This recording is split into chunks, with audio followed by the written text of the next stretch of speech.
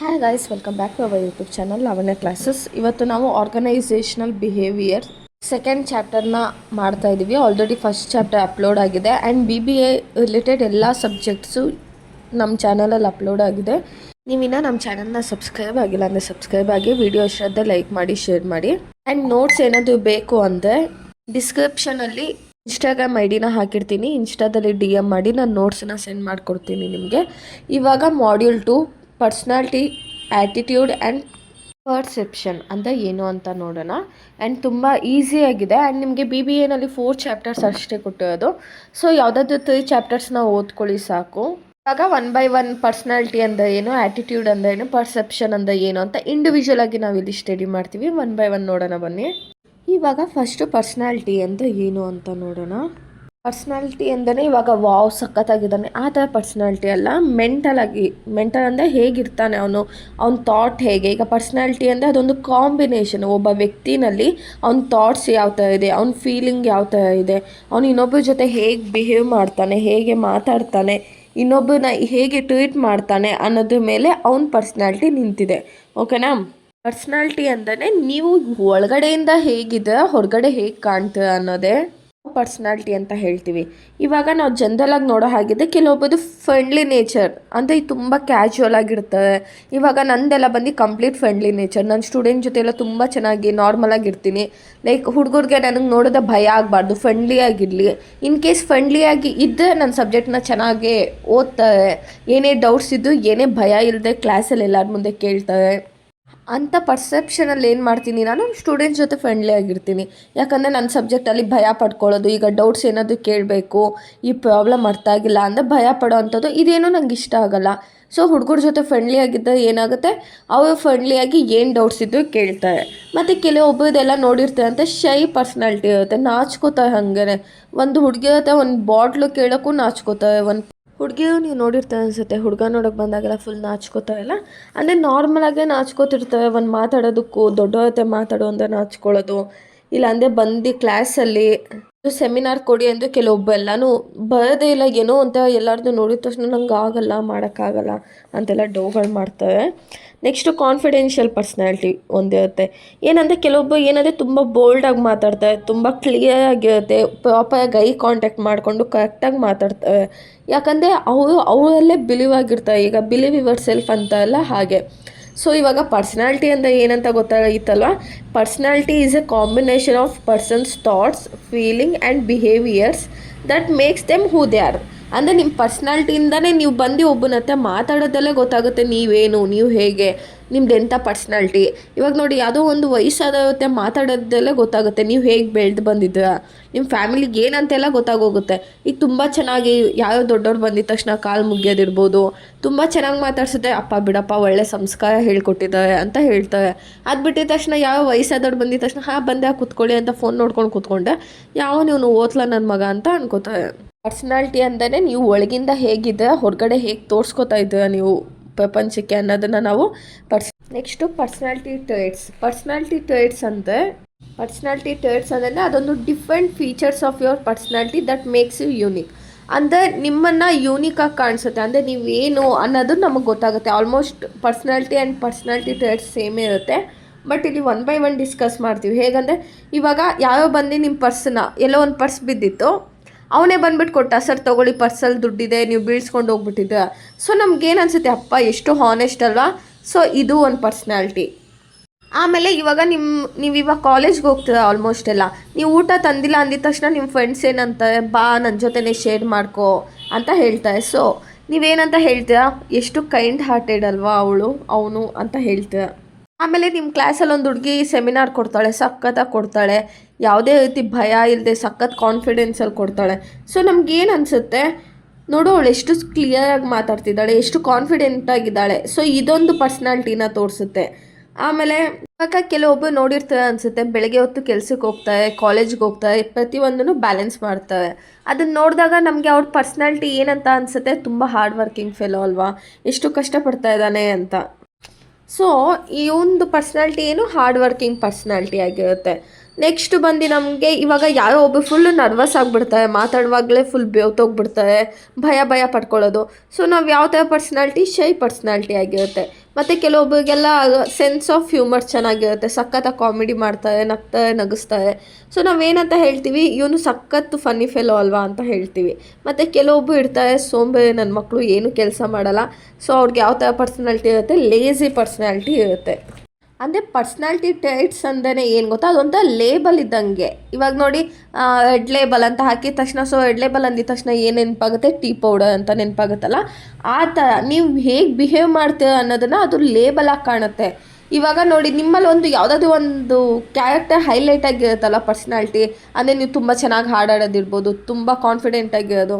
So ಈಗ ಏನಂದರೆ ಅದು ಹೈಲೈಟಾಗಿ ಕಾಣಿಸ್ತಾ ಹೋಗುತ್ತೆ. ಸೊ ಇದನ್ನು ನಾವೇನಂತ ಹೇಳ್ತೀವಿ? ಪರ್ಸ್ನಾಲಿಟಿ ಟ್ರೈಟ್ಸ್ ಅಂತ ಹೇಳ್ತೀವಿ. ಡಿಟರ್ಮಿನೆಂಟ್ಸ್ ಆಫ್ ಪರ್ಸ್ನಾಲಿಟಿ ಅಂದರೆ ಒಬ್ಬನ ಪರ್ಸ್ನಾಲಿಟಿ, ಈಗ ನೀವು ಇರೋದೇ ಹೀಗೆ ಅಂದಾಗ ಅದೇನಾಗುತ್ತೆ, ಅದು ಇನ್ನೊಬ್ಬರಿಂದ ಒಂದು ಕಾಸಸ್ ಆಗುತ್ತೆ, ಇಲ್ಲಾಂದರೆ ಇನ್ಫ್ಲೂಯೆನ್ಸ್ ಆಗುತ್ತೆ. Causes are influence that helps in form of person's personality. ಅಂದರೆ ಏನಂದರೆ ಇವಾಗ ನಿಮ್ಮದೊಂದು ಪರ್ಸ್ನಾಲಿಟಿ ಇರುತ್ತೆ ಅಂದ್ಕೊಳ್ಳಿ. ಲೈಕ್ ಒಬ್ಬರಿಗೂ ಹೆಲ್ಪ್ ಮಾಡಲ್ಲ, ಫುಲ್ಲು ಆರೋಗ್ಯಂಟಾಗಿರ್ತೀರ, ಯಾವಾಗಲೂ ಸಿಡಿ ಅನ್ನೋದು, ಕೂಗಾಡೋದು, ಕಿರ್ಚಾಡೋದು, ಇದು ನಿಮ್ಮ ಪರ್ಸ್ನಾಲಿಟಿ ಆಗಿರುತ್ತೆ.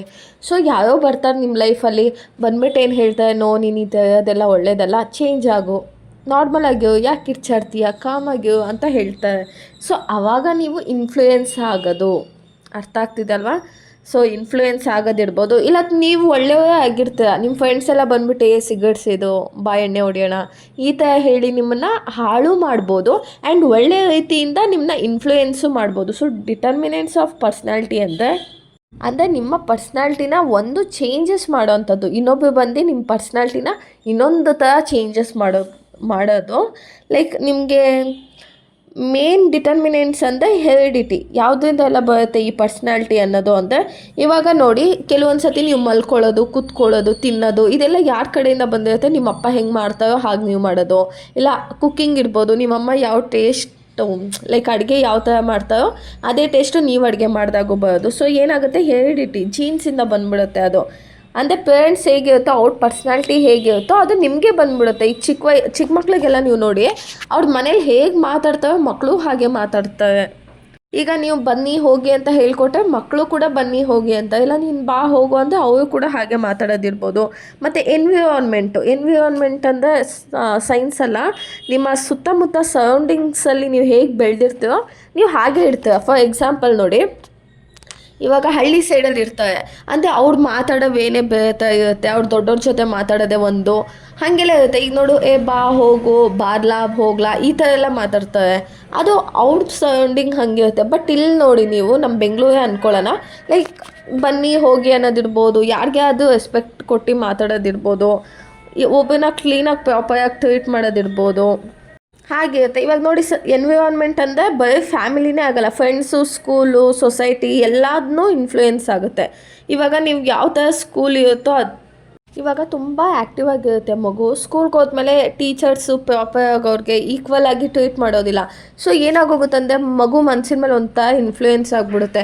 ಲೈಕ್ ನಾನೇನು ಚೆನ್ನಾಗಿ ಓದಲ್ಲ, ಸೊ ಅದಕ್ಕೆ ಹೀಗೆ ಟ್ರೀಟ್ ಮಾಡ್ತಿದ್ದಾರೆ, ಅವಳು ನನಗಿಂತ ಬೆಸ್ಟು, ನಾನು ತುಂಬ ಲೋ ಇದ್ದೀನಿ, ನನ್ನ ಕೈಯಲ್ಲಿ ಏನೂ ಆಗೋಲ್ಲ, ನಾನು ಲೂಸರು, ಈ ಥರ ಎಲ್ಲನೂ ಮಗುಗೆ ತಲೆಗೆ ಬಂದುಬಿಡುತ್ತೆ ಚಿಕ್ಕ ವಯಸ್ಸಲ್ಲೇ. ಆಮೇಲೆ ಸೊಸೈಟಿ ಇರ್ಬೋದು, ಫ್ರೆಂಡ್ಸ್ ಇರ್ಬೋದು. ಫ್ರೆಂಡ್ಸ್ ಎಲ್ಲ ಇವಾಗ ಆಲ್ಮೋಸ್ಟ್ ನೀವು ಒಂದು 10th ಆದಮೇಲೆ ಜಾಸ್ತಿ ಸುತ್ತಾಡ್ತೇವೆ ಫ್ರೆಂಡ್ಸ್ ಜೊತೆ ಎಲ್ಲ, ಅಂದರೆ ಅವ್ರ ಬುದ್ಧಿನೇ ಅರ್ಧ ನಿಮಗೆ ಬಂದುಬಿಡುತ್ತೆ. ಇನ್ ಕೇಸ್ ಅವ್ರ ಮನೇಲಿ ಅವ್ರ ಅಪ್ಪ ಅಮ್ಮಗೆ ಮರ್ಯಾದೆ ಕೊಟ್ಟು ಮಾತಾಡ್ತೀರಲ್ಲ, ನೀವು ಹಾಗೆ ಮಾಡ್ತೀರ, ಹೋಗಮ್ಮ ಬಾ ಅಮ್ಮ ಅಂತ ಮಾತಾಡೋದಿರ್ಬೋದು. ನೆಕ್ಸ್ಟು ಕಲ್ಚರ್, ಅಂದರೆ ಈ ಕಲ್ಚರ್ ನಿಮ್ಮ ಫ್ಯಾಮಿಲಿಯಿಂದ ಬರುತ್ತೆ. ಇವಾಗ ನೀವು ಎಷ್ಟು ಟ್ರೆಡಿಷ್ನಲ್ ಆಗಿದ್ದೀರಾ, ಎಷ್ಟು ವ್ಯಾಲ್ಯೂಸ್ನ ಫಾಲೋ ಮಾಡ್ತೀರಾ, ಎಷ್ಟು ಕಸ್ಟಮ್ಸನ್ನ ಫಾಲೋ ಮಾಡ್ತೀರಾ, ಇದೆಲ್ಲ ಏನು ನಿಮ್ಮ ಫ್ಯಾಮಿಲಿ ಮೂಲಕ ಬಂದಿರುತ್ತೆ. ಸಂಪ್ರದಾಯ ಇರ್ಬೋದು, ದೇವರಲ್ಲಿ ನಂಬೋದಿರ್ಬೋದು, ಪೂಜೆ ಮಾಡೋದು, ಪ್ರತಿಯೊಂದು ಏನಾಗುತ್ತೆ ನಿಮ್ಮ ಫ್ಯಾಮಿಲಿಯಿಂದ, ಈ ಪರ್ಸ್ನಾಲಿಟಿ ನಿಮ್ಮ ಫ್ಯಾಮಿಲಿಯಿಂದ ಬರುತ್ತೆ. ನೆಕ್ಸ್ಟು ಫ್ಯಾಮಿಲಿ ಬ್ಯಾಕ್ಗ್ರೌಂಡ್ ಅಂದರೆ ಇವಾಗ ಫಾರ್ ಎಕ್ಸಾಂಪಲ್ ಫ್ಯಾಮಿಲಿನಲ್ಲಿ ನಿಮ್ಮ ಪೇರೆಂಟ್ಸ್ ನಿಮ್ಮನ್ನ ತುಂಬ ಇಷ್ಟಪಡ್ತಿರ್ತಾರೆ, ನೀವೇನು ಕೆಲಸ ಮಾಡೋದು ತುಂಬ ಸಪೋರ್ಟಿವ್ ಆಗಿರ್ತಾರೆ ಅಂದರೆ ಅಂಥ ಚೈಲ್ಡ್ ಹೇಗೆ ಬೆಳೆಯುತ್ತೆ ಅಂದರೆ ತುಂಬ ಕಾನ್ಫಿಡೆಂಟ್ ಆಗಿರುತ್ತೆ ಮತ್ತು ಹ್ಯಾಪಿಯಾಗಿರುತ್ತೆ, ಏನು ಕೆಲಸ ಮಾಡೋದಕ್ಕೂ ಭಯ ಪಡೋದಿಲ್ಲ. ಈಗ ಕೆಲವೊಂದು ಫ್ಯಾಮಿಲಿಲಿ ಏನು ಮಾಡ್ತಾರೆ, ನಿನ್ನ ಕೈಯಲ್ಲಿ ಏನಾಗುತ್ತೆ, ನೀನೇನು ಮಾಡಲ್ಲ, ವೇಸ್ಟ್ ನನ್ನ ಮಗ, ಈ ಥರ ಮಾಡಿ ಹುಡುಗರನ್ನೆಲ್ಲನೂ ತುಂಬ ಡಿಮೋಟಿವ್ ಮಾಡ್ತಾರೆ. ಸೊ ಅವ್ರಿಗೆ ಏನಂದರೆ ಏನು ಮಾಡೋಕ್ಕೋದ್ರೂ ನಾನು ಲೂಸರು, ನಾನು ಏನಾದರೂ ಮಾಡಿದ್ರೆ ನನಗೆ ಲಾಸ್ ಆಗಿಬಿಡುತ್ತೆ, ನನ್ನ ಕೈಯಲ್ಲಿ ಏನೂ ಆಗೋಲ್ಲ, ಸೊ ಹಾಗೆಲ್ಲ ಆಗುತ್ತೆ. ಸೊ ಏನಂದರೆ ಫ್ಯಾಮಿಲಿ ರಿಲೇಷನ್ಶಿಪ್ ಇರ್ಬೋದು, ಪೇರೆಂಟಿಂಗ್ ಸ್ಟೈಲು ಮತ್ತು ಹೌಸ್ ಅಟ್ಮಾಸ್ಫಿಯರ್, ಮನೆ ಅಟ್ಮಾಸ್ಫಿಯರ್ ಹೇಗಿರುತ್ತೋ ಅದು ಜಾಸ್ತಿ ಇನ್ಫ್ಲುಯೆನ್ಸ್ ಆಗ್ತಾ ಹೋಗುತ್ತೆ ನಿಮ್ಮ ಪರ್ಸ್ನಾಲಿಟಿ ಮೇಲೆ. ಇವಾಗ ಕೆಲವೊಂದು ಮನೇಲಿ ಏನಂದರೆ ಹೆಣ್ಮಗು ಅಂದಿದ ತಕ್ಷಣ ಚಿಕ್ಕ ವಯಸ್ಸಿಂದನೂ ಏನು ಮಾಡ್ತಾರೆ, ಹೆಣ್ಮಗು ಆಗೋಯ್ತು, ಅದು ಇದು ಅದು ಇದು ಅಂತ ಏನಾಗುತ್ತೆ, ಹೆಣ್ಮಕ್ಳಿಗೆ ಅದೇ ಮನಸ್ಸಲ್ಲಿ ಕೂತ್ಕೊಬಿಡುತ್ತೆ. ನಾನು ಹುಟ್ಟಿದ ಮನೆಗೂ ನಾನು ಹುಟ್ಟಿದ ಮೇಲೆ ಕಷ್ಟ ಬಂತು, ನಾನು ಮದುವೆ ಆಗಿ ಹೋದೂ ಅಲ್ಲೂ ಅದೇ ಥರ ಪ್ರಾಬ್ಲಮ್ಸ್ ಇರುತ್ತೆ ಅಂತ. ಸೊ ಏನಾಗುತ್ತೆ ಅಂದರೆ ಅವ್ರಿಗೆ ಕುಗ್ಗಿಸ್ಕೊಬಿಡ್ತಾರೆ. ಸೊ ಅವಾಗೇನಂದರೆ ಅವ್ರಿಗೆ ಕಾನ್ಫಿಡೆನ್ಸ್ ಇರಲ್ಲ, ಒಬ್ಬ ಮುಂದೆ ಹೋಗಿ ನಿಂತ್ಕೊಂಡು ಮಾತಾಡೋಕ್ಕೂ ಕಾನ್ಫಿಡೆನ್ಸ್ ಇರಲ್ಲ. ನೆಕ್ಸ್ಟು ಎಕ್ಸ್ಪೀರಿಯನ್ಸ್ ಮೇಲೆ ಪರ್ಸ್ನಾಲಿಟಿ ಚೇಂಜ್ ಆಗುತ್ತೆ. ಹೇಗೆ ಅಂದರೆ ಕೆಟ್ಟ ಮೇಲೆ ಬುದ್ಧಿ ಬಂತು ಅಂತ. ಇವಾಗ ಒಂದು ಸತಿ ನಿಮ್ಮಿಂದ ತಪ್ಪಾಗಿರುತ್ತೆ ಅಂದ್ಕೊಳ್ಳಿ, ಇನ್ನೊಂದು ಸತಿ ಆ ತಪ್ಪು ಮಾಡೋದಿಲ್ಲ. ಸೊ ಎಕ್ಸ್ಪೀರಿಯನ್ಸಿಂದನೂ ಪರ್ಸ್ನಾಲಿಟಿ ಚೇಂಜ್ ಆಗುತ್ತೆ. ಫಸ್ಟ್ ಟೈಮ್ ಗೊತ್ತಿಲ್ಲದೆ ಮಾಡಿರ್ತಾರೆ, ಬಟ್ ಸೆಕೆಂಡ್ ಟೈಮ್ ಆದಷ್ಟು ಇವಾಗಲೂ ಅಷ್ಟೇ ಮಾಡೋದಕ್ಕೆ ಹೋಗಬೇಡಿ ಅಂಥದ್ದೆಲ್ಲ. ಆ ಥರ ಪರ್ಸ್ನಾಲಿಟಿನ ಚೇಂಜ್ ಮಾಡ್ಕೊಳ್ಳಿ. ಆ್ಯಂಡ್ ನಿಮ್ಗೆ ಐಡಿಯಾ ಬಂದ್ಬಿಡುತ್ತೆ ಅವಾಗ ಹೆಂಗೆ ಮಾಡಬೇಕು, ಕರೆಕ್ಟಾಗಿ ಮಾಡಬೇಕು ಅನ್ನೋದೆಲ್ಲ. ಇವಾಗ ಪರ್ಸ್ನಾಲಿಟಿ, ಡಿಟರ್ಮಿನೆಂಟ್ಸ್ ಆಫ್ ಪರ್ಸ್ನಾಲಿಟಿ ಅಂತ ಗೊತ್ತಾಯ್ತಲ್ಲ ನಿಮಗೆ. ಲೈಕ್ ಯಾವ್ದು ಮೇಲೆ ಜಾಸ್ತಿ ಡಿಟರ್ಮೈನ್ ಆಗುತ್ತಂದರೆ ಜೀನ್ಸ್ ಮೇಲೆ, ಫ್ಯಾಮಿಲಿ ಮೇಲೆ, ಎನ್ವಿರಾನ್ಮೆಂಟ್, ಕಲ್ಚರ್ ಮತ್ತು ಲೈಫ್ ಎಕ್ಸ್ಪೀರಿಯನ್ಸ್. ನೀವು ಡಿಗ್ರಿ ಕಂಪ್ಲೀಟ್ ಆಗಲಿ ಆವಾಗ ನಿಮ್ಗೆ ಎಕ್ಸ್ಪೀರಿಯನ್ಸ್ ಆಗುತ್ತೆ ಏನು ಲೈಫು ಅಂತ. ಇವಾಗ ಥಿಯರೀಸ್ ಆಫ್ ಪರ್ಸ್ನಾಲಿಟಿ, ನಿಮಗೆ ಚಾಪ್ಟರ್ ಕಂಪ್ಲೀಟ್ ಪರ್ಸ್ನಾಲಿಟಿ, ಆ್ಯಟಿಟ್ಯೂಡು ಇಂಥದ್ರ ಬಗ್ಗೆನೇ ಇರೋದು. ಸೊ ಓನಾಗೂ ಬರ್ಬೋದು. ಒಂದು ಸತಿ ನೋಟ್ಸ್ ಏನಾದರೂ ಬೇಕಂದ್ರೆ DM ಮಾಡಿ ಕಳಿಸ್ತೀನಿ. ಲೈಕ್ ಒಂದು ಸತಿ ಓದ್ಕೊಂಡೋಗಿ ವಿಡಿಯೋ ಕೇಳಿ ನೋಟ್ಸನ್ನು ನೋಡ್ಕೊಳ್ಳಿ, ಈಸಿಯಾಗಿ ಅಟೆಂಡ್ ಮಾಡಿಬಿಟ್ಟು ಬರ್ಬೋದು. ಈಸಿನೇ ಇದೆ, ಜಾಸ್ತಿ ತಲೆ ಕೆಡಿಸ್ಕೊಳ್ಳೋದಕ್ಕೆ ಹೋಗ್ಬಿಡಿ. ಇವಾಗ ಥಿಯರೀಸ್ ಆಫ್ ಪರ್ಸ್ನಾಲಿಟಿ ಅಂದರೆ ಏನು ಅಂತ ನೋಡೋಣ. Theories of personality are different ideas or explanation about how and why peoples have different personality. ಈಗ ನಿಮ್ಮ ಕ್ಲಾಸಲ್ಲಿ 80 ಮೆಂಬರ್ಸ್ ಇರ್ತಾರೆ ಅಂದ್ಕೊಳ್ಳಿ. 80 ಮೆಂಬರ್ಸು ಒಂದೇ ಥರ ಯೋಚನೆ ಮಾಡ್ತಾರೆ, ಎಲ್ಲರಿಗೂ ಒಂದೇ ಥರ ಪರ್ಸ್ನಾಲಿಟಿ ಇದೆಯಾ, ಇಲ್ಲ. ಹೇಗೆ ಮತ್ತು ಯಾಕೆ ಡಿಫ್ರೆಂಟಾಗಿ ಬಿಹೇವ್ ಮಾಡ್ತಾರೆ ಅನ್ನೋದನ್ನು ನಾವು ಇಲ್ಲಿ ಥಿಯರಿನಲ್ಲಿ ಸ್ಟಡಿ ಮಾಡ್ತೀವಿ one by one. First trade theory ಏನಂದರೆ, ಟ್ರೇಡ್ ಥಿಯರಿ ಅಂದ್ರೆ ನಿಮಗೆ ಫಿಕ್ಸ್ಡ್ ಆಗಿರುತ್ತೆ. ಇವಾಗ ಎಷ್ಟೇ ಜನ ನಿಮಗೆ ಮೋಸ ಮಾಡಲಿ, ಹೇಗೆ ಇರಲಿ, ನಿಮ್ಮ ಜೊತೆ ಹೇಗೆ ಬಿಹೇವ್ ಮಾಡಲಿ, ಇವಾಗ ಯಾವನೋ ಒಬ್ಬ ನಿಮ್ಮ ಹತ್ರ ತುಂಬ ಕೆಟ್ಟದಾಗಿ ಬಿಹೇವ್ ಮಾಡೋದು, ನೀವು ಹಾಗೆ ಇರ್ತೀರ, ಹೌದಾ, ಓಕೆ ನನ್ನಿಂದ ತಪ್ಪಾದ ಸಾರಿ ಅಂತ ಸುಮ್ಮನೆ ಹಾಗೆ ಇರ್ತಾರೆ. ಇಲ್ಲಾಂದರೆ ರಿಯಾಕ್ಟೇ ಮಾಡೋಕ್ಕೋಗಲ್ಲ. ಏನೇನೋ ಮಾತಾಡ್ತಿದ್ದಾನಂತ ನಾನೇನೇನೋ ಮಾತಾಡೋದಕ್ಕಾಗಲ್ಲ, ಅಂದರೆ ಕಾನ್ಸ್ಟೆಂಟಾಗಿರುತ್ತೆ. ಇವಾಗ ಎಷ್ಟೇ ಕೆಟ್ಟದ್ದು ಮಾಡಿದ್ರು ನೀವು ಇನ್ನೊಬ್ಬರಿಗೆ ಒಳ್ಳೆಯದನ್ನೇ ಬಯಸೋದಿರ್ಬೋದು, ಇಲ್ಲ ಎಷ್ಟೇ ನಿಮ್ಮನ್ನು ಕುಗ್ಸಿದ್ರು ನೀವು ತುಂಬ ಕಾನ್ಫಿಡೆಂಟಾಗಿರೋದಿರ್ಬೋದು, ಮತ್ತು ಕೈಂಡ್ ಹಾರ್ಟ್ ಆಗಿರೋದು, ಅಂದರೆ ತುಂಬ ಒಳ್ಳೆಯದಾಗೇ ಇರೋದು, ಏನು ಮಾಡೋದು ನೀವು ಕಾನ್ಸ್ಟೆಂಟಾಗಿ ಇರೋದು. ಅಂದರೆ ಇಲ್ಲಿ ನೋಡಿ, ಟ್ರೇಡ್ ಥಿಯರಿ ಅಂದ್ರೇ ಏನಂದರೆ ಸ್ಟೇಬಲ್ ಆಗಿರ್ತಾರೆ, ಯಾವಾಗ್ಲೂ ಒಂದೇ ಥರ ಇರ್ತಾರೆ. ಎಲ್ಲರಿಗೂ ಇದೇ ಥರ ಪರ್ಸ್ನಾಲಿಟಿ ಇರೋದಿಲ್ಲ ಅಲ್ವಾ. ಇವಾಗ ನೋಡಿ, ಲೈಕ್ ಯಾವ ಒಂದೇ ಥರ ಇರೋಕ್ಕೆ ಆಗಲ್ಲ. ಏನೋ ಒಂದು ಹೇಳಿದ ತಕ್ಷಣವೇ ಟಕ್ಕಂತ ಕೋಪ ಬಂದುಬಿಟ್ಟಿರುತ್ತೆ, ಫುಲ್ ಮಾತೆ ಕೇಳಿಸ್ಕೊಂಡಿರಲ್ಲ, ಆವಾಗಲೇ ಫುಲ್ ರಿಯಾಕ್ಟ್ ಆಗಿಬಿಟ್ಟಿರ್ತೀವಿ ನಾವು. ಸೊ ಈ ಪರ್ಸ್ನಾಲಿಟಿ ಬಂದು ಎಲ್ಲರಿಗೂ ಇರೋಲ್ಲ. First point traits theory. ಇಲ್ಲೇನಂದರೆ ಈ ಪರ್ಸ್ನಾಲಿಟಿ ಯಾರಿಗೂ ಇರೋದಿಲ್ಲ, ಎಲ್ಲೋ ಕೆಲವೊಬ್ಬರಿಗೆ ಇರುತ್ತೆ. ಯಾರೋ ಒಬ್ಬೊಬ್ಬ ಬಂದು ನಿಮ್ಮ ತಪ್ಪೇ ಇಲ್ಲ ಅದು ಬೈತಾ ಇದ್ದಾನಂದರೆ ನೀವು ರಿಯಾಕ್ಟೇ ಆಗಲ್ಲ. ನಾನು ತಪ್ಪು ಮಾಡಿಲ್ಲ, ಅವ್ನು ಯಾವನೋ ಬೈದ ಅಂತ ನನಗೇನು, ನಾನು ತಪ್ಪು ಮಾಡಿದ್ದೆ, ನಾನು ಅವ್ನು ಹೇಳೋದನ್ನು ತೊಗೋಬೇಕು, ನಾನು ತಪ್ಪು ಮಾಡಿಲ್ಲ ಅಂದರೆ ನಾನು ಯಾಕೆ ಯೋಚನೆ ಮಾಡಲಿ ಅಂತ ಅಲ್ಲೇ ಬಿಟ್ಬಿಡೋದಿರ್ಬೋದು. ಓಕೆನಾ. Next psycho analytic theory. Psycho analytic ಅಂದರೆ ಇಲ್ಲಿ ಏನು ಹೇಳ್ತಾರೆ ನಿಮಗೆ ಅಂದರೆ, ಅನ್ಕಾನ್ಷಿಯಸ್ ಮೈಂಡ್ ಅಂತ ಇರುತ್ತೆ. ಕಾನ್ಷಿಯಸ್ ಆಗಿರೋದು ಬೇರೆ, ಅನ್ಕಾನ್ಷಿಯಸ್ ಆಗಿರೋದು ಬೇರೆ. ಕಾನ್ಷಿಯಸ್ ಆಗಿರೋದಂದ್ರೆ ನಾನು ನಿಮಗೆ ನಿದ್ದೆಗಣ್ಣಲ್ಲಿ ಬಂದು ಎಬ್ಬರಿಸ್ಬಿಟ್ಟು ನಿಮ್ಮ ಅಪ್ಪನ ಹೆಸರೇನು, ನಿಮ್ಮ ಅಮ್ಮನ ಹೆಸರೇನು ಅಂತ ಕರೆಕ್ಟಾಗಿ ಹೇಳ್ತಾರೆ, ಕಾನ್ಷಿಯಸ್ ಆಗಿರ್ತಾರೆ. ಅನ್ಕಾನ್ಷಿಯಸ್ ಅಂದರೆ ಲೈಕ್ ನಿಮಗೆ ಗೊತ್ತಿಲ್ಲದೆ ಏನೋ ಮಾಡೋವಂಥದ್ದು ಇರ್ಬೋದು, ಇಲ್ಲ ಏನೋ ಒಂದು ವಿಷಯ ನಡೆದಿದ ತಕ್ಷಣ ಕಂಪ್ಲೀಟ್ ಬ್ಲ್ಯಾಂಕ್ ಆಗಿಬಿಡ್ತೀರ ನೀವು. ಈಗ ಏನು ಮಾಡ್ಬೇಕಂತಲೇ ಗೊತ್ತಾಗಲ್ಲ. ಈಗ ನೋಡಿ, ಎಲ್ಲೋ ನಿಮ್ಮ ಫ್ಯಾಮಿಲಿಲಿ ಜಗಳ ಅನ್ನೋದೇ ಆಗ್ತಿರಲ್ಲ, ಎಲ್ಲೋ ಒಂದು ಕಡೆ ಜಗಳ ಆಗ್ತಿರುತ್ತೆ ಅಂದ್ಕೊಳ್ಳಿ, ಫುಲ್ ದೊಡ್ಡ ಜಗಳ ಅಂದಿದ ತಕ್ಷಣ ನೀವು ಫುಲ್ ಅನ್ಕಾನ್ಷಿಯಸ್ ಆಗಿಬಿಡ್ತೀರ, ನಿಮ್ಗೆ ಏನು ಮಾಡಬೇಕಂತ ಗೊತ್ತಾಗಲ್ಲ. ಲೈಕ್ ಕೆಲವೊಬ್ಬರಿಗೆ ವೀಕ್ನೆಸ್ ಇರುತ್ತೆ, ಕೈ ಕಾಲೆಲ್ಲ ನಡ್ಗೋದು ಸ್ಟಾರ್ಟ್ ಆಗುತ್ತೆ, ಫುಲ್ಲು ಟೆನ್ಷನ್ ಆಗಿಬಿಡ್ತಾರೆ, ಒಬ್ಬೊಬ್ಬರು ತಲೆ ಸುತ್ತೆ ಬಿದ್ದೋಗ್ಬಿಡ್ತಾರೆ. ಸೊ ಇದೆಲ್ಲನೂ ಅವ್ರಿಗೆ ಚೈಲ್ಡ್ಹುಡ್ಡಿಂದ ಎಕ್ಸ್ಪೀರಿಯನ್ಸ್ ಆಗಿರುತ್ತೆ. ಆಮೇಲೆ ಇನ್ನರ್ ಕಾನ್ಫ್ಲಿಕ್ಟ್ ಇರ್ಬೋದು. ಸೈಕೋ ಅನಾಲಿಟಿಕ್ ಅಂತ ಗೊತ್ತಲ್ಲ, ಅನ್ಕಾನ್ಷಿಯಸ್ ಆಗಿ ನಿಮಗೆ ಗೊತ್ತಿರಲ್ಲ. ಇವಾಗ ನಿಮ್ಗೆ ಗೊತ್ತಿರುತ್ತೆ ಅನಿಸುತ್ತೆ, ನಿಮಗೆ ಕೆಲವೊಂದು ವೀಕ್ನೆಸ್ ಇರುತ್ತೆ, ಏನಾದರೂ ಈ ವಿಷಯ ಮಾತಾಡೋದೇ ನೀವು ಆವಾಗಲೇ ಫುಲ್ಲು ಹೈಪರ್ ಆಗಿಬಿಟ್ಟಿರ್ತಾರೆ, ಫುಲ್ ಕಿರ್ಚಾಡೋದು. ಅಂದರೆ ನೀವು ಬೇಕಂತ ಮಾಡಲ್ಲ, ಲೈಕ್ ಅನ್ಕಾನ್ಷಿಯಸ್ ಮೈಂಡು ನಿಮಗೆ ಟ್ರಿಗರ್ ಮಾಡ್ತಿರುತ್ತೆ, ಇದು ಮಾಡಿಬಿಡು, ಅದು ಮಾಡು, ಕೂಗಾಡು, ಹೊಡೆದ್ಬಿಡು, ಆಗಿದ್ದಾಗೋಯ್ತು, ಚೆಚ್ಬಿಡು ಅಂತೆಲ್ಲನೂ ಆಗುತ್ತೆ. ಸೊ ಇದಕ್ಕೆ ಸೈಕೋ ಅನಾಲಿಟಿಕ್ ಅಂತ ಹೇಳ್ತೀವಿ. ನೆಕ್ಸ್ಟು ಹ್ಯೂಮ್ಯಾನಿಸ್ಟಿಕ್ ಇದು. ಹ್ಯುಮ್ಯಾನಿಸ್ಟಿಕ್ ಅಂದರೆ ಹ್ಯುಮ್ಯಾನಿಟಿ ಅಂತೆಲ್ಲ ಕೇಳಿರ್ತೀವಲ್ಲ ಆ ಥರ. ಅಂತ ಇವಾಗ ನಿಮಗೆ ನೀವೇ ಹೇಳ್ಕೊಳ್ಳೋಂಥದ್ದು, ನಾನು ತುಂಬ ಒಳ್ಳೆಯವಳು, ನನಗೆ ತುಂಬ ಪವರ್ ಇದೆ, ನನ್ನ ಕೈಯಲ್ಲಿ ಏನು ಬೇಕಾದರೂ ಮಾಡ್ಬೋದು, ನನ್ನ ಫಸ್ಟು ಸೆಲ್ಫ್ ಲವ್ ಅಂತ ಎಲ್ಲ ಹುಡುಗಿಯೆಲ್ಲ ಹಾಕೋತಾರೆ ನೋಡಿ. ಅಂದರೆ ಫಸ್ಟು ನನಗೆ ನಾನು ಇಷ್ಟಪಡೋಣ, ಸೊ ಫಸ್ಟು ನಾನು ಕಾನ್ಸಂಟ್ರೇಟ್ ಮಾಡಿ ನಾನು ಗ್ರೋತ್ ಆಗೋಣ, ನನ್ನಿಂದ ಏನಾದರೂ ಒಳ್ಳೆ ಕೆಲಸ ಆಗಲಿ, ಮೊದಲು ನಾನು ಉದ್ಧಾರ ಆಗೋಣ ಅಂತ ಹೇಳಿಬಿಟ್ಟು ಯೋಚನೆ ಮಾಡೋಂಥದ್ದು. ಇವಾಗ ನೋಡಿ ಕೆಲವೊಬ್ಬರೆಲ್ಲ ಹೇಳ್ತಾರೆ ನಮ್ಮ ತಾಯಿ ಸತ್ತೋದ್ರು, ಅಂದರೆ ಪ್ರಾಪರಾಗಿ ಮೆಡಿಸನ್ ಇಲ್ಲದೆ ಇಲ್ಲ ಹಾಸ್ಪಿಟಲಿಗೆ ಸೇರ್ಸೋಕ್ಕಾಗದೆ ಸತ್ತೋದ್ರು, ಸೊ ನಾನು ಡಾಕ್ಟರ್ ಆಗ್ತೀನಿ, ಫ್ರೀಯಾಗಿ ಎಲ್ಲರಿಗೂ ಟ್ರೀಟ್ಮೆಂಟ್ ಕೊಡ್ತೀನಿ ಅಂತೆಲ್ಲ ಆ ಥರ. ನೆಕ್ಸ್ಟ್ ಬಂದು ಬಿಹೇವಿಯರ್ ಅನ್ನೋದು ಅದು ಬಂದು ನಾವು ಕಲಿಯೋಂಥದ್ದು. ಹುಟ್ಟಿದಾಗಿಂದ ಬಿಹೇವಿಯರ್ ನಮಗೆ ಬರಲ್ಲ, ಎಲ್ಲಿ ಹೇಗೆ ಬಿಹೇವ್ ಮಾಡೋದು ಅಂತ ನಮಗೆ ಹುಟ್ಟಿದ ತಕ್ಷಣ ಗೊತ್ತಾಗೋದಿಲ್ಲ, ನಾವು ಹೋಗ್ತಾ ಹೋಗ್ತಾ ಕಲಿಯೋಂಥದ್ದು ಅದು. ಹೇಗಂದರೆ ನಾವು ಪೊಲೈಟಾಗಿರಬೇಕು, ನಾವು ಸುಳ್ಳು ಹೇಳಬಾರ್ದು, ಇನ್ನೊಬ್ರಿಗೆ ಮೋಸ ಮಾಡಬಾರ್ದು, ಇನ್ನೊಬ್ರಿಗೆ ಅಯ್ಯೋ ಅನ್ನಿಸ್ಬಾರ್ದು. ಸೊ ಇದೆಲ್ಲ ಏನು ನಾವು ಕಲಿತಾ ಹೋಗ್ತೀವಿ. ಇವಾಗ ಕರ್ಮ ರಿಟರ್ನ್ಸ್ ಅಂತೆ, ನಾವು ಒಬ್ಬರಿಗೆ ತಪ್ಪು ಮಾಡಿದ್ರೆ ಅದು ಮತ್ತೆ ನಮಗೆ ರಿಟರ್ನ್ ಹೊಡೆಯುತ್ತೆ. ಸೊ ನಮಗೆ ಬಿಹೇವಿಯರ್ ಅನ್ನೋದು ಹೇಗೆ ಬರುತ್ತೆ ಅಂದರೆ ಒಂದು ರಿವಾರ್ಡಿಂದ ಇಲ್ಲ ಪನಿಷ್ಮೆಂಟಿಂದ. ಇವಾಗ ಯಾರೋ ನಿಮಗೆ ವಾವ್ ಇವನು ಎಷ್ಟು ಚೆನ್ನಾಗಿ ವೆಲ್ ಬಿಹೇವ್ಡ್ ಆಗಿದ್ದಾನೆ, ಇವ್ರ ಅಪ್ಪ ಅಮ್ಮ ಎಷ್ಟು ಒಳ್ಳೆ ಬುದ್ಧಿ ಹೇಳ್ಕೊಟ್ಟಿದ್ದಾರೆ ಅಂದಿದ ತಕ್ಷಣ ನಿಮ್ಗೇನು ಅನಿಸುತ್ತೆ, ತುಂಬ ಖುಷಿ ಆಗುತ್ತೆ ಅಲ್ವಾ. ನಾನು ಇದೇ ಥರ ಬಿಹೇವ್ ಮಾಡಿದೆ, ಇದೇ ಥರ ಡೀಸೆಂಟಾಗಿದ್ದೆ, ನಮ್ಮ ಅಪ್ಪ ಅಮ್ಮಂಗೂ ಹೊಗಳುತ್ತಾರಪ್ಪ ಅಂತ ಹೇಳ್ತಾರೆ. ಇಲ್ಲಾಂದರೆ ಚಿಕ್ಕ ಮಕ್ಕಳು ನೋಡಿ, ಚಿಕ್ಕ ವಯಸ್ಸಲ್ಲಿ ಬಾ ಹೋಗು ಅಂದಿದ ತಕ್ಷಣ ಅಪ್ಪ ಅಮ್ಮ ಹೇಳ್ತಾರೆ, ನೋಡು ದೊಡ್ಡವ್ರಿಗೆ ಬಾ ಹೋಗು ಅನ್ಬಾರ್ದು, ಬನ್ನಿ ಹೋಗಿ ಅನ್ಬೇಕು. ಸೊ ಏನಿದೆಲ್ಲ ಬಿಹೇವಿಯರ್ ಅನ್ನೋದು ಹುಡ್ತಾನೇ ಬರೋದಿಲ್ಲ, ಹೋಗ್ತಾ ಹೋಗ್ತಾ ಕಲಿಯೋ ಅಂಥದ್ದು.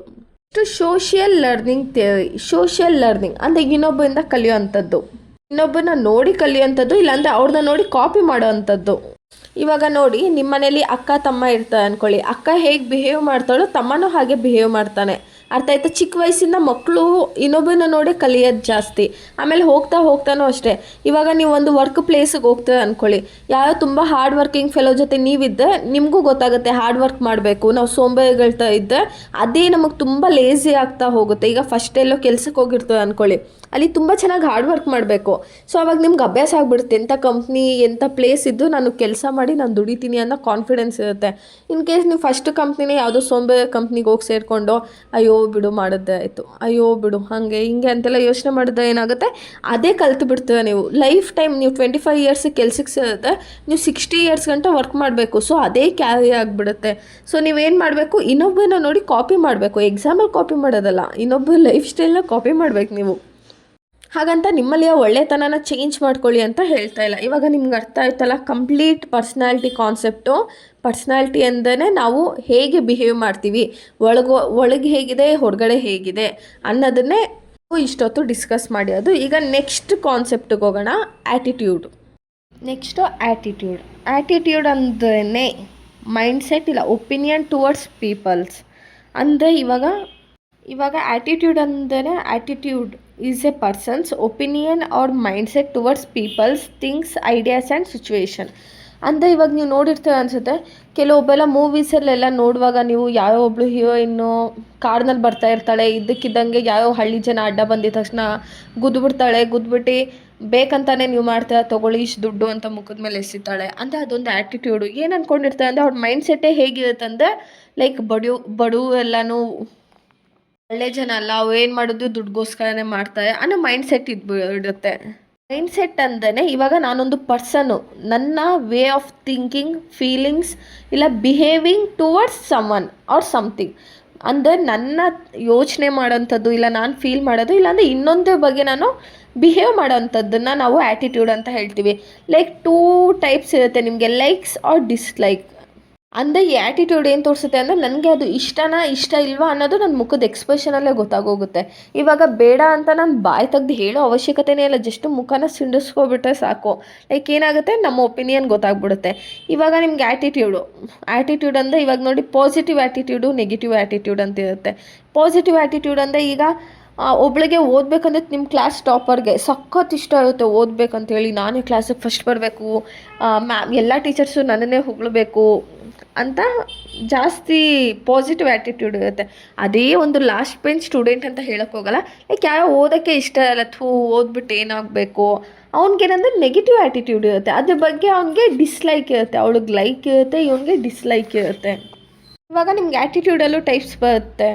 ಇವಾಗ ಆ್ಯಟಿಟ್ಯೂಡ್ ಅಂದರೆ ಏನಂತ ಗೊತ್ತಾಯ್ತಲ್ವ ನಿಮಗೆ? ಅಂದರೆ ನಮಗೆ ಇನ್ನೊಂದ್ರ ಮೇಲೆ ಒಪಿನಿಯನ್ನು, ಅದೇನಂದರೆ ನಮಗೆ ಗೊತ್ತಾಗ್ಬಿಡುತ್ತೆ ನಾವು ಇನ್ನೊಬ್ಬನ ಹೇಗೆ ಟ್ರೀಟ್ ಮಾಡ್ತಾ ಇದ್ದೀವಿ, ಅವ್ರ ಬಗ್ಗೆ ಹೇಗೆ ಫೀಲ್ ಮಾಡ್ತಿದ್ದೀವಿ, ಅವ್ರ ಜೊತೆ ಹೇಗೆ ಬಿಹೇವ್ ಮಾಡ್ತಿದ್ದೀವಿ ಅನ್ನೋದಲ್ಲೇ ನಮ್ಮ ಆ್ಯಟಿಟ್ಯೂಡ್ ಏನಂತ ಗೊತ್ತಾಗುತ್ತೆ. ನೀವು ನೋಡಿರ್ತೀವಿ ಅನ್ಸುತ್ತೆ, my life my rules my style my attitude ಅಂತೆಲ್ಲನೂ ಬಯೋಲ್ ಹಾಕೊಂಡಿರ್ತಾರಲ್ಲ, ಅಂತ ಆ್ಯಟಿಟ್ಯೂಡ್ ಅದನ್ನು ತೋರಿಸುತ್ತೆ. ಇವಾಗ ಟೈಪ್ಸ್ ಆಫ್ ಆ್ಯಟಿಟ್ಯೂಡ್ ಅಂದರೆ ಈಗ ಪಾಸಿಟಿವ್ ಆ್ಯಟಿಟ್ಯೂಡು ನಾನು ನಿಮ್ಗೆ ಹೇಳಿದೆ, ಅಂದರೆ ಯಾವಾಗಲೂ ಪಾಸಿಟಿವ್ ಆಗಿ ಯೋಚನೆ ಮಾಡೋದಿರ್ಬೋದು. ಇವಾಗ ಫಾರ್ ಎಕ್ಸಾಮಲ್ಲಿ ಫೇಲ್ ಆಗೋಗ್ಬಿಡ್ತದೆ ಅಂದ್ಕೊಳ್ಳಿ, ಅವಾಗ ಏನು ಮಾಡ್ತಾರೆ, ನೆಕ್ಸ್ಟ್ ಸೆಮ್ಮಲ್ಲಿ ಚೆನ್ನಾಗಿ ಕಷ್ಟಪಟ್ಟು ಓದಿ ಪಾಸ್ ಆಗ್ತದೆ. ಸೊ ಅವಾಗೇನು ಅನ್ಕೋತಾರೆ, ನೋಡು ನಾನು ಕಷ್ಟಪಟ್ಟು ಓದಿದ್ದಕ್ಕೆ ಪಾಸ್ ಆದೆ. ಸೊ ಪಾಸಿಟಿವ್ ಆ್ಯಟಿಟ್ಯೂಡ್ನ ಬೆಳೆಸ್ಕೋತೇವೆ, ನಾನು ಕಷ್ಟಪಟ್ಟೇ ನನಗೆ ಸಕ್ಸಸ್ ಸಿಗೋದು ಅಂತ. ಇವಾಗ ನೆಗೆಟಿವ್ ಆ್ಯಟಿಟ್ಯೂಡ್ ಏನು, ಇವಾಗ ಸೆಕೆಂಡ್ ಅಟೆಂಪ್ಟಲ್ಲೂ ಫೇಲ್ ಆಗೋಗ್ತದೆ. ಯಾಕೆ ಫೇಲ್ ಆಗ್ತದೆ ಅಂದರೆ ಓದಿರಲ್ಲ ನೀವು, ಸೊ ಅದಕ್ಕೆ ಫೇಲ್ ಆಗ್ತದೆ. ನೀವೇನು ಅನ್ಕೋತೀರ, ನನ್ನ ತಲೆಗೆ ವಿದ್ಯೆನೇ ಹತ್ತಲ್ಲ, ನಾನು ಓದಿದ್ದೀನಿ ಅದು ನಾನು ಓದಿದ ಕ್ವಶನೇ ಕೇಳಿಲ್ಲ. ಬಟ್ ನೀವು ಕಂಪ್ಲೀಟಾಗಿ ಓದಿರಲ್ಲ, ಸುಮ್ಮನೆ ಏನೇನೋ ಮೇಲ್ಮೇಲೆ ಓದ್ಕೊಂಡು ಹೋಗಿರ್ತೀರ, ಬಟ್ ಆ ಕ್ವಶನೇ ಕೇಳಿರಲ್ಲ. ಸೊ ಅವಾಗ ಏನಾಗುತ್ತೆ, ನೆಗೆಟಿವ್ ಆ್ಯಟಿಟ್ಯೂಡ್ ಬೆಳೆಯುತ್ತೆ. ಈ ನ್ಯೂಟ್ರಲ್ ಆ್ಯಟಿಟ್ಯೂಡ್ ಅಂತ, ಈ ಕಡೆ ಅಯ್ಯೋ ಪಾಸ್ ಆಗಲಿ ಫೇಲ್ ಆಗಲಿ ನನಗೇನು ನಮ್ಮ ಅಪ್ಪನ ಆಸ್ತಿ ಇದೆ ನಾನು ನೋಡ್ಕೋತೀನಿ ಅಂತ ಇರ್ತಾರಲ್ವ, ಅದು ನ್ಯೂಟ್ರಲ್ ಆ್ಯಟಿಟ್ಯೂಡ್. ಅಂದರೆ ತಲೆನೇ ಕೆಡಿಸ್ಕೊಳ್ಳಲ್ಲ ಅವೆಲ್ಲನೂ. ಪಾಸಿಟಿವ್ ಇಲ್ಲ, ಇವಾಗೇನು ಲಾಸ್ ಆಯಿತಾ ಆಗಲಿ ಬಿಡು, ಹೋಗ್ಲಿ ಬಿಡು, ಪ್ರಾಫಿಟ್ ಆಯಿತಾ ಆಗಲಿ ಬಿಡು, ಈ ಆ್ಯಟಿಟ್ಯೂಡಲ್ಲಿ ಇರ್ತಾರೆ. ಆ್ಯಟಿಟ್ಯೂಡ್ ಅಂದರೆ ಏನು, way of thinking about something. ಇನ್ನೊಂದು ಬಗ್ಗೆ ಇಲ್ಲ ಇನ್ನೊಬ್ಬರ ಬಗ್ಗೆ ನಾವು ಏನು ಯೋಚನೆ ಮಾಡ್ತೀವಿ, ಅವ್ರ ಮೇಲೆ ಹೇಗೆ ಬಿಹೇವ್ ಮಾಡ್ತೀವಿ, ಹೇಗೆ ಫೀಲ್ ಮಾಡ್ತೀವೋ ಅದನ್ನು ನಾವು ಆ್ಯಟಿಟ್ಯೂಡ್ ಅಂತ ಹೇಳ್ತೀವಿ. Next component of attitude, affective component ಅಂದರೆ ಭಯ ಅಲ್ಲ, ಫೀಲಿಂಗು. ಹೇಗೆ ಅಫೆಕ್ಟಿವ್ ಕಾಂಪೊನೆಂಟ್ ಅಂದರೆ ಹೇಗೆ ನೀವು ಇನ್ನೊಬ್ಬರ ಬಗ್ಗೆ ಫೀಲ್ ಮಾಡ್ತೀರ ಅನ್ನೋದು ನಿಮಗೆ ಗೊತ್ತಾಗುತ್ತೆ. ಇವಾಗ ಫಾರ್ ಎಕ್ಸಾಂಪಲ್, ನನಗೆ ಹಾವು ಕಂಡ್ರೆ ಭಯ. ಸೊ ಏನು ಮಾಡ್ತಿದ್ದ, ನೀವು ಫೀಲ್ ಮಾಡ್ತಿದ್ದ ನನಗೆ ಭಯ, ಹಾವು ಕಂಡ್ರೇ ಭಯ ಅಂತ. ನೆಕ್ಸ್ಟು ಬಿಹೇವಿಯರಲ್ ಕಾಂಪೊನೆಂಟ್ ಅಂದರೆ ನೀವು ಆ್ಯಕ್ಷನ್ ಮೂಲಕ ತೋರಿಸೋದು. ಯಾವ ಬಂದ್ಬಿಟ್ಟು ನಿಮಗೆ ಓವರಾಗಿ ಮಾಡೋದು ಏನು ಮಾಡ್ತಾರೆ, ಕಪಾಳಕ್ಕೆ ಬಾರಿಸ್ತೀರಲ್ಲ, ಸೊ ಆ್ಯಕ್ಷನಲ್ಲಿ ತೋರಿಸೋಂಥದ್ದು. ಇವಾಗ ನಾನು ನಿಮ್ಗೆ ಹೇಳಿದೆ ನಂಗೆ ಹಾವು ಕಂಡ್ರೆ ಭಯ ಅಂತ. ಇನ್ ಕೇಸ್ ಹಾವು ಇಲ್ಲಿ ಬಂದರೆ ಏನು ಮಾಡ್ತೀನಿ, ನಾನು ಓಡೋಗ್ಬಿಡ್ತೀನಿ ಅಲ್ವಾ. ಸೊ ಇದು ಆ್ಯಕ್ಷನ್ನು. ನೆಕ್ಸ್ಟು ಕೊಗ್ನೇಟಿವ್ ಕಾಂಪೊನೆಂಟ್ ಅಂದರೆ ನೀವು ಯೋಚನೆ ಮಾಡೋದು, ನಂಬುವಂಥದ್ದು. ಇವಾಗ ನಾನು ನಿಮ್ಗೆ ಹೇಳಿದೆ ನಂಗೆ ಹಾವಂದೇ ಭಯ. ಇನ್ ಕೇಸ್ ಹಾವಂದೇ ಭಯ, ಯಾಕೆ ಭಯ ಅಂದರೆ ನಾನು ಹಾವನ್ನ ಇಲ್ಲಿವರೆಗೂ ನೋಡೇ ಇಲ್ಲ, ಬಟ್ ನನಗೇನು ಒಂದು ವಿಷಯ ಗೊತ್ತು ಅಂದರೆ ಹಾವು ಕಚ್ಚಿದ್ರೆ ಲೈಕ್ ಏನೋ ಅದು ಬಾಯಿಂದ ಇದೆಲ್ಲ ಬಂದು ಸತ್ತೋಗ್ಬಿಡ್ತಾರೆ ಅಂತ ಭಯ. ಓಕೆನಾ. ಸೊ ಈಗ ಕೊಗ್ನೇಟಿವ್ ಕಾಂಪೊನೆಂಟ್ ಅಂದರೆ ನಾನು ನಂಬಿಟ್ಟಿದ್ದೀನಿ, ನಾನು ಹಾವು ಕಚ್ಚಿದ್ರೆ ಸತ್ತೋಗ್ಬಿಡ್ತಾರೆ ಅಂತ, ಅದಕ್ಕೇ ಹಾವನ್ನೇ ನೋಡೋದಕ್ಕೆ ಹೋಗಲ್ಲ, ಓಡೋಗ್ಬಿಡ್ತೀನಿ ಹಾವು ಬಂದಿದ ತಕ್ಷಣ ಅಂತ. ಸೊ ಇದೇನಾಗುತ್ತೆ, ಕಾಂಪೊನೆಂಟ್ ಆಫ್ ಆ್ಯಟಿಟ್ಯೂಡ್ ಆಗುತ್ತೆ. ಅಷ್ಟು ಫೀಲ್ ಮಾಡ್ತೀವಿ ನಾವು, ಆಮೇಲೆ ಆ್ಯಕ್ಷನು, ಆಮೇಲೆ ನಂಬಂಥದ್ದು thoughts. Next formation of attitude. ನಮಗೆ ಆ್ಯಟಿಟ್ಯೂಡ್ ಅನ್ನೋದು ಯಾವುದ್ರ ಮೇಲೆ ಬರುತ್ತೆ, ಹೇಗೆ ಬರುತ್ತೆ, ನಾವು ಯಾಕೆ ಹೀಗೆ ಬಿಹೇವ್ ಮಾಡ್ತೀವಿ. ಈಗ ಪಾಸಿಟಿವ್ ಆ್ಯಟಿಟ್ಯೂಡು ಯಾಕೆ ಬರುತ್ತೆ, ನೆಗೆಟಿವ್ ಆ್ಯಟಿಟ್ಯೂಡ್ ಯಾಕೆ ಬರುತ್ತೆ ಅಂತ ನೋಡೋಣ. ಇವಾಗ ಫಾರ್ಮೇಷನ್ ಆಫ್ ಆ್ಯಟಿಟ್ಯೂಡ್ ಹೇಗೆ ಬರುತ್ತೆ, ಹೇಗೆ ಫಾರ್ಮ್ ಆಗುತ್ತೆ ಅನ್ನೋದನ್ನು ನೋಡ್ತೀವಿ ನಾವು. Formation of attitude means how a person develops their way of thinking, feeling and behaving towards someone or something. Same attitude ಥರನೇ, ಅಂದರೆ ನಾವು ಇನ್ನೊಬ್ಬರನ್ನ ನೋಡಿ ಹೇಗೆ ನಾವು ಅವ್ರನ್ನ ಫೀಲ್ ಮಾಡ್ತೀವಿ, ಅವ್ರ ಬಗ್ಗೆ ಯೋಚನೆ ಮಾಡ್ತೀವಿ. ಈಗ ಯೋಚನೆ ಮಾಡೋದಲ್ಲೂ ನಿಮಗೆ ಈಗ ಒಳ್ಳೆಯ ರೀತಿಯೂ ಯೋಚನೆ ಮಾಡ್ಬೋದು, ಕೆಟ್ಟ ರೀತಿಯೂ ಯೋಚನೆ ಮಾಡ್ಬೋದು. ಓಕೆನಾ. ಬಟ್ ಕೆಲವೊಂದು ಇರುತ್ತೆ ತುಂಬ ಚೀಪಾಗಿ ಯೋಚನೆ ಮಾಡೋದು ಒಬ್ಬರ ಬಗ್ಗೆ.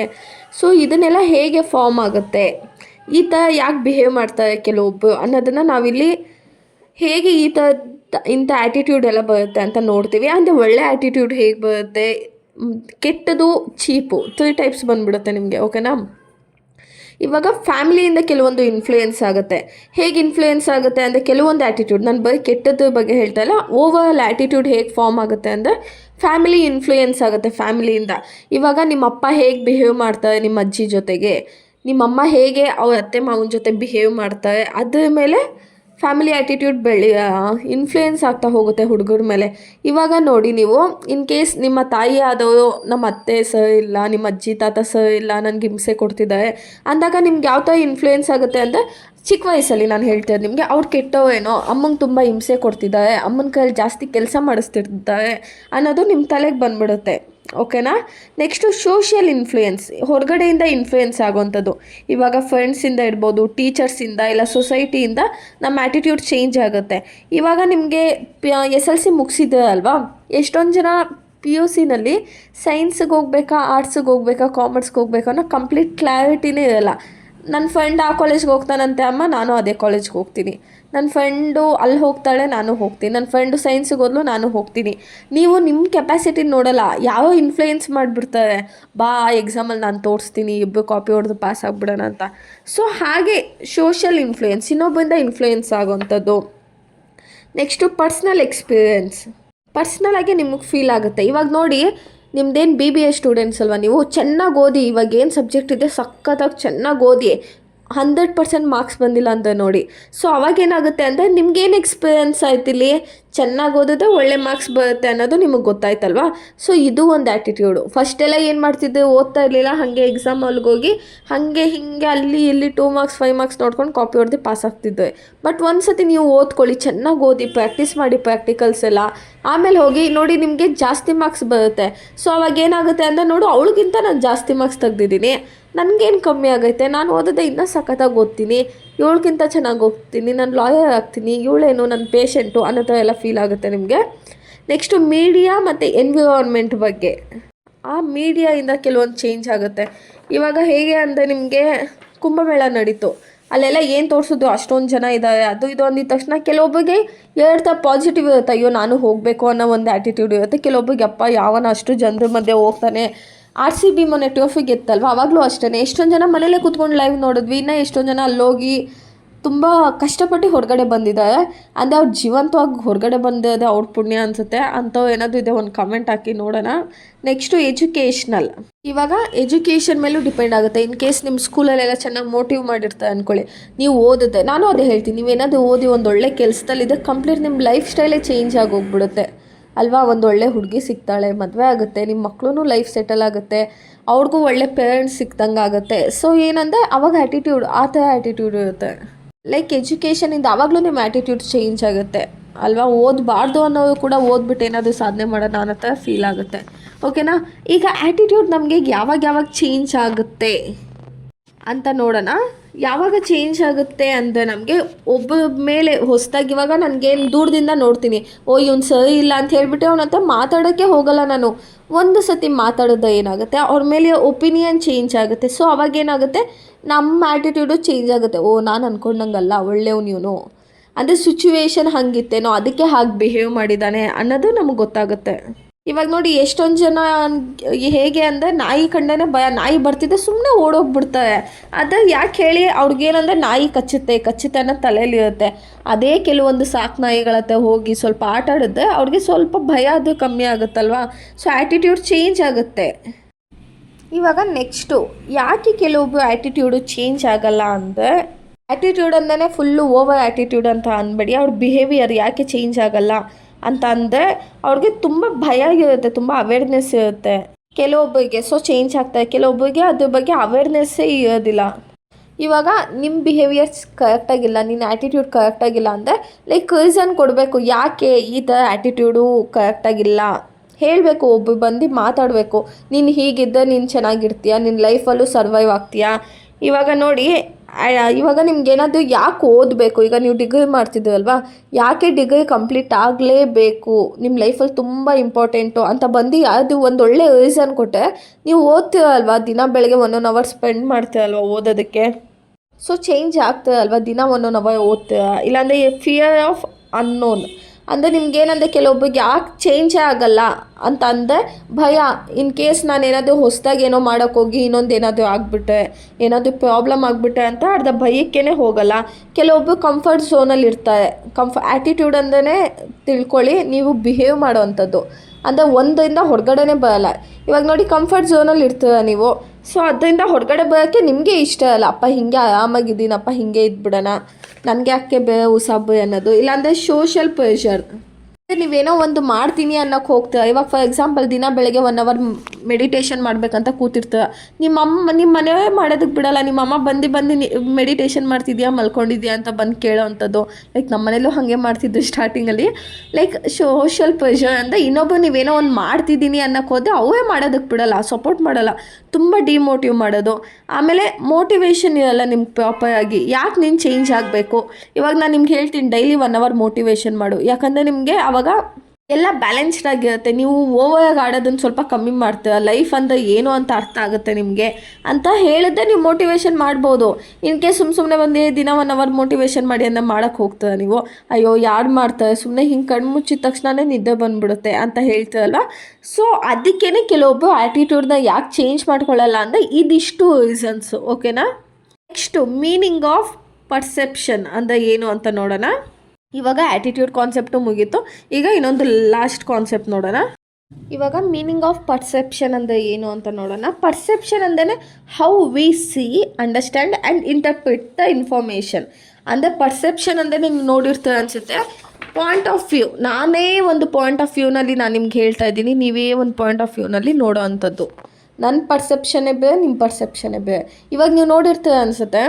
ಈ ಪರ್ಸೆಪ್ಷನಿಂದ ನಮಗೆ ಪ್ರತಿಯೊಂದು ಗೊತ್ತಾಗುತ್ತೆ. ಇವಾಗ ನೀವು ನೋಡೋದ್ರಿಂದ ಇಡ್ಬೋದು, ನೀವು ಅರ್ಥ ಮಾಡ್ಕೊಳ್ಳೋದ್ರಿಂದ ಇಡ್ಬೋದು, ಪ್ರತಿಯೊಂದು ನಮಗೆ ಗೊತ್ತಾಗುತ್ತೆ. ಇವಾಗ ನೋಡಿ, ನಾನೇ ಒಂಥರ ನೀವೇ ಒಂಥರ. ಇವಾಗ ನಾನು ನಿಮ್ಗೆ ಹೇಳ್ತೀನಿ ಎಕ್ಸಾಮಲ್ಲಿ, ಇವಾಗ ನೀವೇ ಅಂದ್ಕೊಂಡಿರ್ತಾರೆ ಅನಿಸುತ್ತಲ್ಲ ಎಕ್ಸಾಮಲ್ಲಿ ಯಾಕೆ ಕಾಪಿ ಹೊಡಿಯೋದಕ್ಕೆ ಬಿಡೋಲ್ಲ ಅಂತ. ಸೊ ನಿಮ್ಮ ಪರ್ಸೆಪ್ಷನ್ ಹೆಂಗಿರುತ್ತೆ ಅಂದರೆ ಆರಾಮಾಗಿ ಕಾಪಿ ಹೊಡಿಯೋಕ್ಕೆ ಬಿಟ್ಬಿಟ್ಟು ಎಲ್ಲ ಪಾಸಾಗಿ ಹೋಗ್ತೀವಿ, ಯಾವ ಸ್ಟೂಡೆಂಟು ಫೇಲ್ ಆಗಲ್ಲ ಅಂತ. ಸೊ ಅದೇ ಟೀಚರ್ಸ್ ಹೆಂಗಿರ್ತಾರೆ ಅಂದರೆ ಲೈಕ್ ಇವ್ರನ್ನ ಯಾಕೆ ಕಾಪಿ ಹೊಡಿಯೋಕ್ಕೆ ಬಿಡಬೇಕು, ಕ್ಲಾಸಿಗೆ ಅಟೆಂಡ್ ಆಗಲ್ಲ, ಕ್ಲಾಸಲ್ಲಿ ಕೂತ್ಕೊಂಡು ತಲೆ ಹಲ್ಟೆ ಮಾಡ್ತಾರೆ, ಪ್ರಾಪರಾಗಿ ಏನು ಅಸೈನ್ಮೆಂಟ್ ಮಾಡಲ್ಲ, ಇಂಟರ್ನಲ್ಸಿಗೆ ಅಟೆಂಡ್ ಆಗಲ್ಲ, ಬಟ್ ಇಲ್ಲಿ ಬಂದು ಕಾಪಿ ಹೊಡೆದು ಪಾಸ್ ಆಗಿಬಿಡ್ತಾರೆ ಅಂತ. ನೋಡಿ, ನಿಮ್ಮದು ಪರ್ಸೆಪ್ಷನ್ನೇ ಬೇರೆ, ಔಟ್ ಪರ್ಸೆಪ್ಷನ್ನೇ ಬೇರೆ. ಇವಾಗ ನೋಡಿ, ಒಂದು ಮದುವೆಗೆ ಹೋಗಿರ್ತೀವಿ ಅಂದ್ಕೊಳ್ಳಿ, ಅಲ್ಲಿ 1000 ಮೆಂಬರ್ಸ್ ಬಂದಿರ್ತಾರೆ. ಸೊ ಒಬ್ಬೊಬ್ಬರು ಒಂದೊಂದು ಥರ ಪರ್ಸೆಪ್ಷನ್ ಇರುತ್ತೆ. ಅಂದರೆ ಒಬ್ಬೊಬ್ಬರು ಒಂದೊಂದು ಪಾಯಿಂಟ್ ಆಫ್ ವ್ಯೂನಲ್ಲಿ ನೀವು ನೋಡಿದ್ದನ್ನು ನೀವು ಸೆನ್ಸ್ ಮಾಡ್ಕೊಳ್ಳೋದು, ನಿಮಗೆ ಇಷ್ಟ ಬಂದಂಗೆ ನೀವು ತಿಳ್ಕೊಳ್ಳೋದು. ಇವಾಗ ನಿಮ್ಮ ಪರ್ಸೆಪ್ಷನ್ನೇ ನಾನು ಏನೋ ಒಂದು ನೋಡಿರ್ತಾರೆ ಅಂತ ಅಂದ್ಕೊಳ್ಳಿ, ಅದನ್ನು ನಾನು ಏನು ಇಂಟೆನ್ಷನಲ್ಲಿ ತೋರಿಸ್ತಾ ಇದ್ದೀನೋ ಅದೇ ಇಂಟೆನ್ಷನಲ್ಲಿ ನೀವು ನೋಡ್ಬೇಕಂತನ ಇಲ್ಲ. ನೋಡಿದ ತಕ್ಷಣ ನಿಮ್ಗೆ ಇಷ್ಟ ಬಂದಂಗೆ ನೀವು ಅನ್ಕೋತೀರ, ನಿಮಗೆ ಮನ್ಸಿಗೆ ಬಂದಂಗೆ ನೀವು ತಲೆಗೆ ತಗೋತೀರ. ಸೊ ಅದನ್ನು ಪರ್ಸೆಪ್ಷನ್ ಅಂತ ಹೇಳ್ತೀವಿ. ಸೊ ಏನು ನಾವು ನೋಡ್ತೀವಿ, ಆಮೇಲೆ ತಲೆಯಲ್ಲಿ ಏನೇನೋ ನಮಗಿಷ್ಟ ಬಂದಂಗೆಲ್ಲ ನಾವೇ ಒಂದು ಸ್ಟೋರಿನ ಕ್ರಿಯೇಟ್ ಮಾಡಿಕೊಂಡು ಅದನ್ನೇ ನಿಜ ಅಂತ ನಂಬ್ಕೊಳ್ತಾ ಹೋಗೋದು. ಲೈಕ್ ಕೆಲವೊಬ್ಬರು ಈಸಿಯಾಗಿ ಚೇಂಜ್ ಮಾಡ್ಕೋತಾರೆ, ಬಟ್ ಕೆಲವೊಬ್ಬೆಲ್ಲ ಚೇಂಜ್ ಆಗೋದಿಲ್ಲ. ನಾನು ನಿಮ್ಗೆ ಹೇಳಿದೆ, ಯಾರೋ ರೋಡಲ್ಲಿ ನಿಂತ್ಕೊಂಡು ಜೋರಾಗಿ ಮಾತಾಡ್ತಾ ಇರ್ತಾನೆ. ಸೊ ನಾವು ನೋಡಿದ ತಕ್ಷಣ ಏನು ಅನ್ಕೋತೀವಿ, ಇವನು ಹಿಂಗೆ ಕಿರ್ಚಾಡ್ತಿದ್ದಾನೆ, ಇವನು ಫುಲ್ ಕೆಟ್ಟವನು ಅನಿಸುತ್ತೆ. ಬಟ್ ನಾವು ಏನು ಅರ್ಥ ಮಾಡ್ಕೊಳ್ಳಲ್ಲ ಅಂದರೆ ಯಾಕೆ ಕಿರ್ಚಾಡ್ತಾ ಇದ್ದಾನೆ, ರೋಡಲ್ಲಿ ಕಿರ್ಚಾಡ್ತಾ ಇದ್ದಾನೆ, ಏನು ವಿಷಯ ಇರ್ಬೋದು, ಫೋನಲ್ಲಿ ಮಾತಾಡ್ತಿದ್ದಾನಲ್ವಾ, ಆ ವ್ಯಕ್ತಿ ಹೇಗೆ ಏನು ಹೇಳ್ತಿರ್ಬೋದು, ಅದಕ್ಕೆ ಇವ್ನು ಹಿಂಗೆ ರಿಯಾಕ್ಟ್ ಆಗ್ತಿದ್ದಾನಲ್ಲ ಅಂತ ನಾವು ಏನು ಯೋಚನೆ ಮಾಡಲ್ಲ. ಜಸ್ಟ್ ಏನು ಅನ್ಕೋತೀವಿ, ನೋಡಿ ಹೆಂಗೆ ಕಿರ್ಚಾಡ್ತಾ ಇದ್ದಾನೆ, ಇದನ್ನೇ ನಾವು ತಲೆಯಲ್ಲಿ ಇಟ್ಕೊಂಡಿರ್ತೀವಿ. ಆ್ಯಂಡ್ ನಿಮಗೆ ನೋಟ್ಸ್ ಏನಾದರೂ ಬೇಕಂದರೆ ಡಿಸ್ಕ್ರಿಪ್ಷನಲ್ಲಿ ಇನ್ಸ್ಟಾಗ್ರಾಮ್ ID ಹಾಕಿರ್ತೀನಿ, DM ಮಾಡಿ ನೋಟ್ಸ್ನ ಸೆಂಡ್ ಮಾಡಿಕೊಡ್ತೀನಿ. ವಿಡಿಯೋ ಇಷ್ಟ ಆದರೆ ಲೈಕ್ ಮಾಡಿ, ಶೇರ್ ಮಾಡಿ. Keep watching guys, keep watching. Thank you guys.